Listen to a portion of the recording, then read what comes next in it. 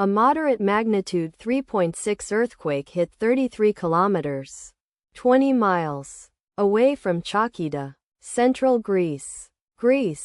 In the early morning of Monday, May 19, 2025 at 3:43 a.m. local time, GMT+3, the quake had a very shallow depth of 5 kilometers, 3.1 miles, and was felt by many near the epicenter. The shallow depth of the quake caused it to be felt more strongly near the epicenter than a deeper quake of similar magnitude would. First to report, Raspberry shake after 1 minute.